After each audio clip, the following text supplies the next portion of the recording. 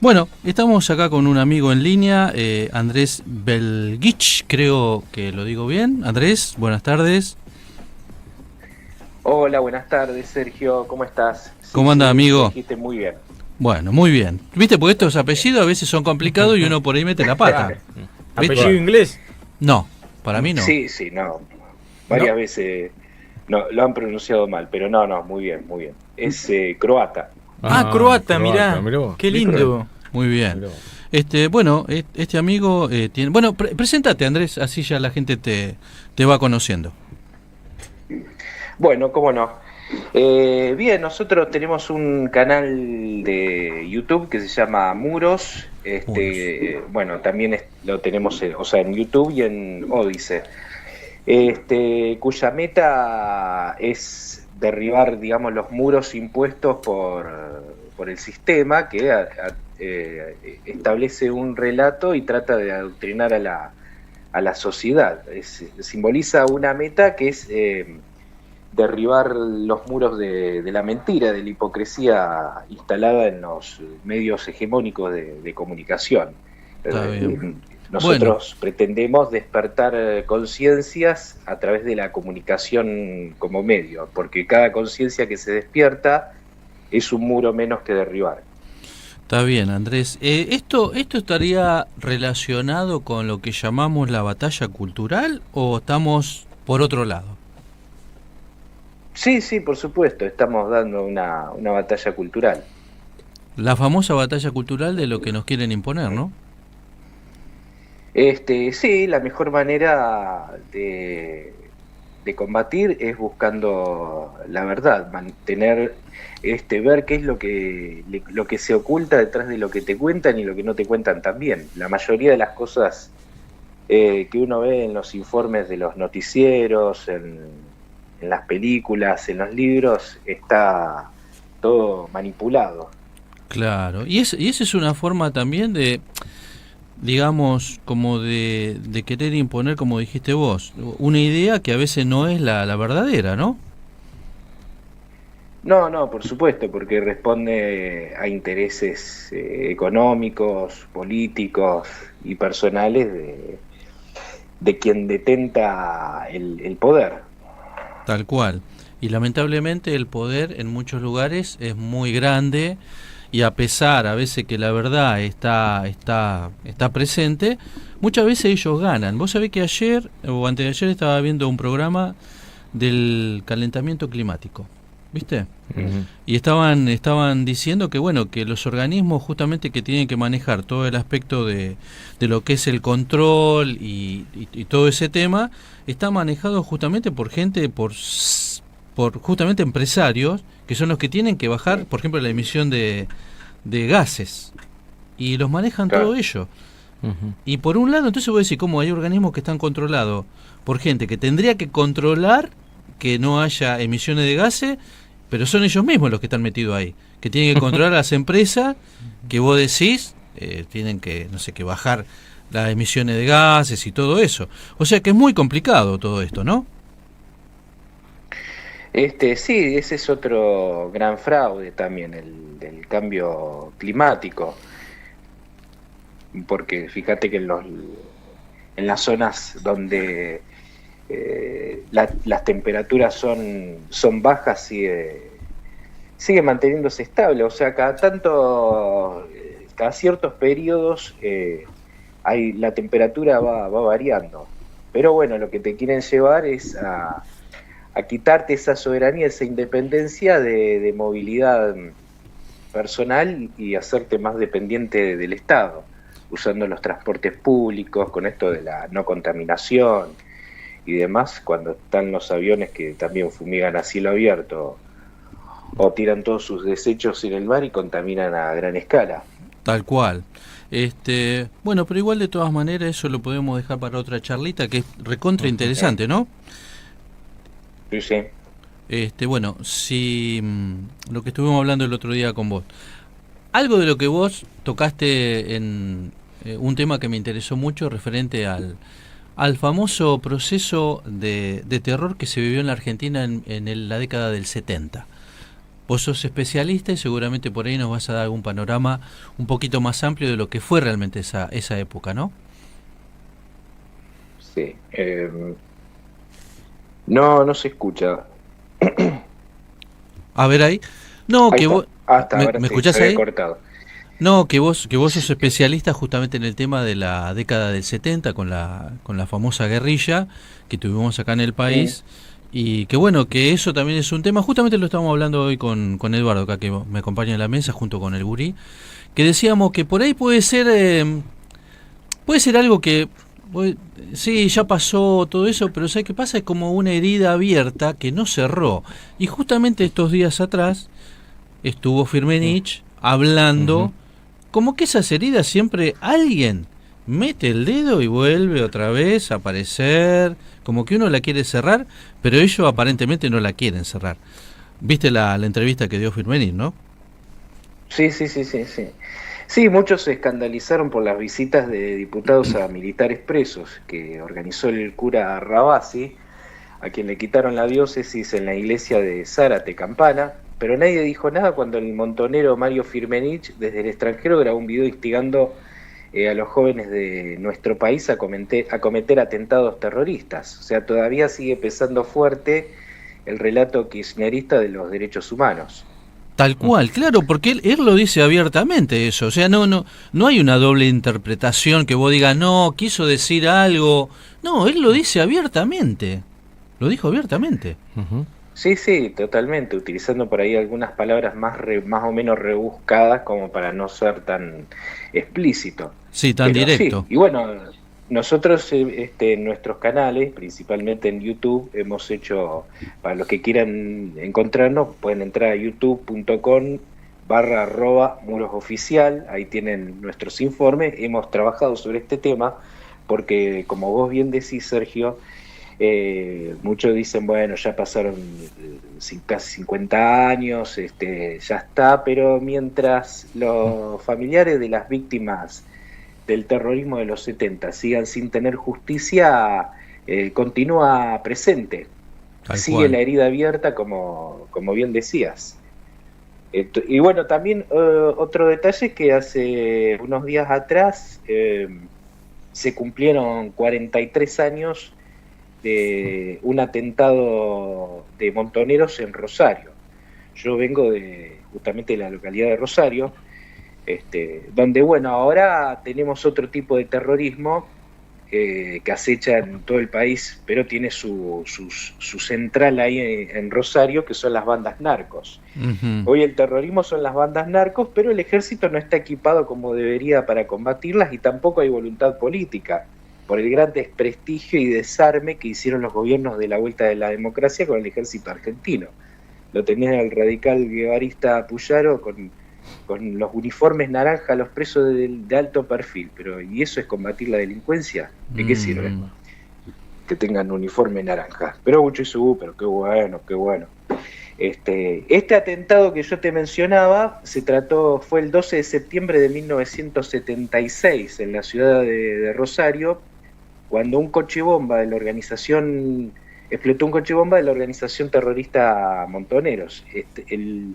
El atentado tenía como fin asesinar a unos policías que iban en un micro a cubrir el partido de Central y Rosario Central y el Club Unión de Santa Fe.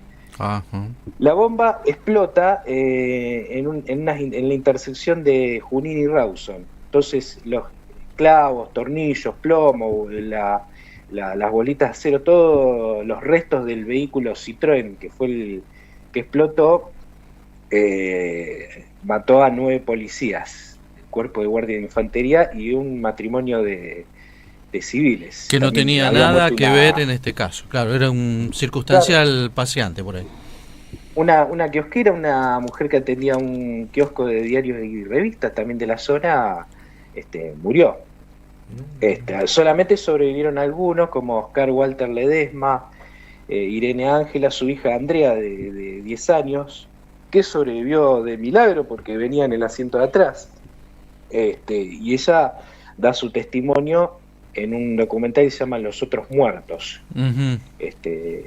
los policías fallecidos eran gente que tenía poca antigüedad en la fuerza, que los tengo acá, los voy a mencionar porque también hay que nombrarlos para que claro, la gente los tenga en cuenta y bueno, a ver si algún día esto sirve para se hace que haya una justicia, es reparación. lo que pedimos eso, la justicia tiene que ser para todo, no puede ser para una parte sí y la otra no. Pero ¿cómo era? Yo desconozco bien un poco cómo es el caso de esto. No, supuestamente cuando volvió la democracia, Alfonsín los había, ya no se podía tratar a los montoneros. ¿Qué tal? Buenas tardes, me presento, me llamo Eduardo.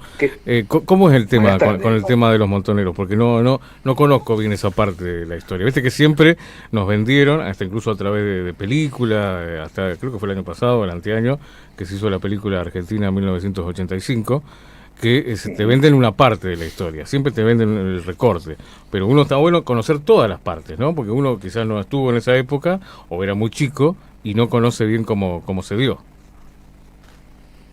Sí, no, seguro, yo tampoco la conocía porque tampoco había nacido en esa época, tengo 36 años, pero siempre tuve una inquietud personal con respecto en el tema. De hecho en la escuela siempre era el que contradecía este tipo de versiones y ya me había ganado bueno, la muy bien, de, claro, de está facho bien. en todo, muy bien. en todo el salón.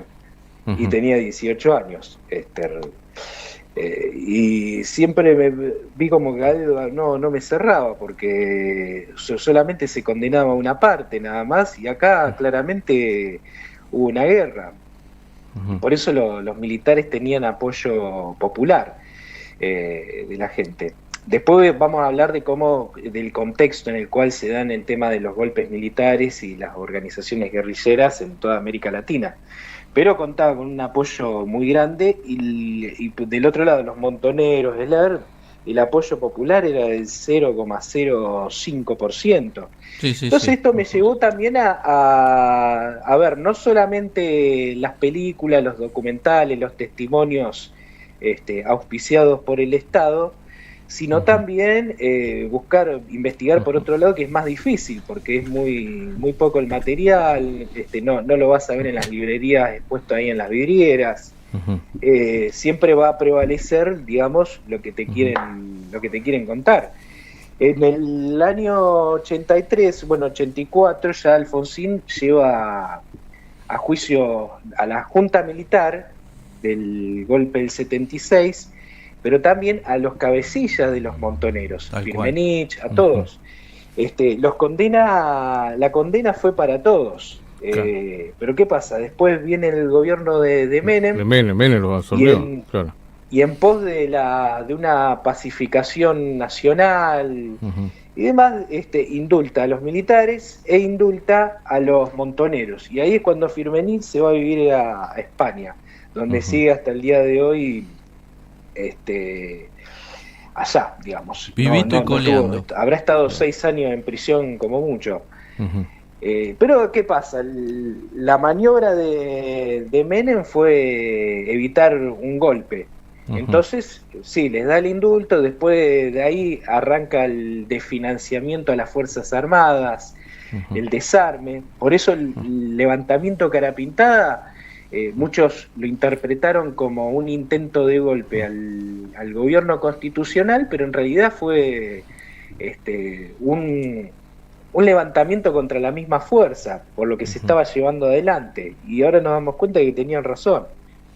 Querían evitar que se llegara a la situación en donde están hoy, donde no te vienen a invadir de otro país y a lo sumo, no sé, van a atacar a gomerazos. Tal cual. Entonces, eso fue lo que pasó. Pero, a ver, uno habla de los montoneros y sí, nombra asesinatos, asaltos, secuestros, copamientos de unidades militares de forma abiertamente, pero yo creo que hay que dar a conocer a la gente primero cómo surgen estos movimientos y también contar casos, porque no es lo mismo decir ponían bombas, mataban, que decir casos puntuales, para que conozcan realmente la dimensión y la gravedad, el sadismo con el que actuaban, porque no es suficiente, todavía pesa muy fuerte el relato kirchnerista de la juventud idealista. Entonces creo que por ahí le cuesta a la gente darse cuenta de lo malos que eran, de la forma en la que actúan, la sangre fría, porque no son muchos años de adoctrinamiento. Entonces, quisiera poder charlar con ustedes, obviamente no voy a ser muy extenso, nombrar algunos casos en particulares para que tomen conciencia de la frialdad con la que actuaban. Sí, los más emblemáticos, digamos, ¿no? Claro. Sí. En el año 66, en Cuba se realiza una conferencia tricontinental de La Habana, donde van delegados de partidos comunistas y algunas agrupaciones de América y África. Entonces, esos delegados constituyen una organización que se llama OLAS, son siglas, Organización Latinoamericana de Solidaridad. ¿Cuál era el objetivo? Expandir la lucha armada en toda América Latina. Entonces surgen organizaciones armadas clandestinas en varios países latinoamericanos. Ya en Bolivia, al mando del Che Guevara. Acá en nuestro país surge el Ejército de Liberación Nacional, el ELN, que tenía la misión de actuar en el norte del país para apoyar al Che en Bolivia. Pero bueno, cuando muere, el ELN se disuelve y se divide en varios grupos terroristas. ¿Qué fue lo primero que empezaron haciendo? Bueno, asaltos a bancos, robos de armas, o sea, asaltaban armerías, secuestros, extorsiones, asesinatos, pero todo de forma anónima al principio. Claro. Después, ya comenzado en los 70, ahí surgen las 3 organizaciones terroristas más organizadas.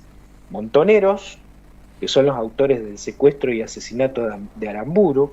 Montonero es una organización que se formó en el sótano de una iglesia. Muchos de los integrantes eran alumnos del colegio Champagnat, de todos colegios donde iba gente de familias pudientes, de buena posición económica. Exacto.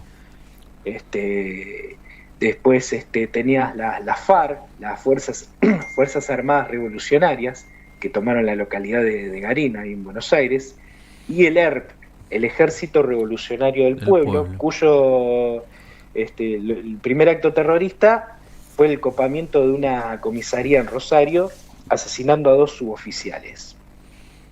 El ERP, al principio, el trabajo que hacían era la propaganda, captación, tratar de incrementar su capacidad logística, instruir. Después, Montoneros y FARC se fusionan en una sola organización, son montoneros todos, queda como montoneros, y se infiltran en el peronismo. Perón estaba en Madrid, allá en Puerta de Hierro, entonces hay elecciones acá en Argentina, donde gana el FREJULI, Frente Justicialista de Liberación, liderado por el peronismo, y es el 25 de mayo, está Cámpora, que libera a los terroristas presos. Ya después regresa al país Perón, y estos delincuentes que habían sido amnistiados por Cámpora retoman otra vez el camino de la violencia, y se enfrentaron con grupos peronistas ahí en Ezeiza, con muchos muertos y heridos. Y esto lleva a que Cámpora y su vice Solano Lima presenten su renuncia. Son sucedidos por Raúl Lastiri, que era titular de la Cámara de Diputados. Se celebran nuevas elecciones y llega a la presidencia Perón con María Isabel Martínez, la fórmula Perón-Perón. Entonces, pero esto no hizo que el terrorismo menguara. Parara. Claro, menguara, exactamente. Continúan los atentados y acá llega la gota que rebalsó el vaso, el asesinato de Rucci, secretario general de la CGT. Rucci era la mano derecha de Perón. Entonces, toleró hasta cierto punto. Ahí ya la cosa cambió. Encima, en el acto donde habla Perón, le gritaban de todo: votamos a un cornudo, ¿qué pasa que está lleno de gorilas del gobierno popular? Y él los nombra imbéciles, los echa de la plaza.